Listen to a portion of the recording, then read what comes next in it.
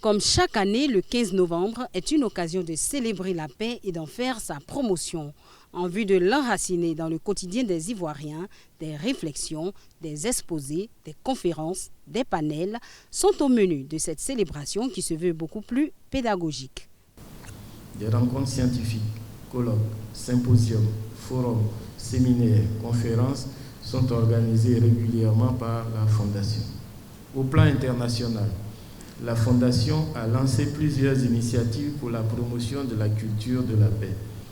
La plus emblématique est son soutien au prix Félix Houphouët-Boigny pour la recherche de la paix, décerné par l'UNESCO. Invités à se prononcer au cours d'une conférence inaugurale, deux institutions, le médiateur de la République et le Conseil économique, social, environnemental et culturel. Les missions et les initiatives de l'institution, le médiateur de la République, pour le maintien de la paix dans le pays ont été évoquées par sa secrétaire générale.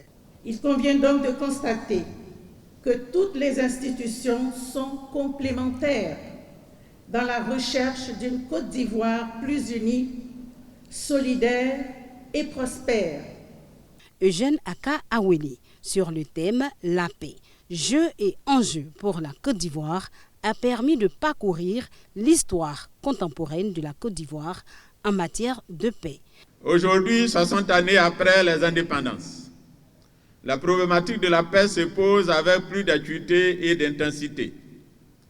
La paix, considérée comme une seconde religion, a été fortement fragilisée en raison de crises récurrentes qui ont secoué la nation. Ces graves événements ont permis de constater que la paix n'est pas une évidence, elle n'est pas donnée. Si nous aspirons à la paix, alors il nous faut emprunter le chemin de la paix, créer les conditions de la paix. Élèves, étudiants, cadres, autorités qui viennent s'abreuver à la source du savoir, cet intérêt porté aux célébrations de la paix témoigne certainement de leur volonté d'une paix durable en Côte d'Ivoire.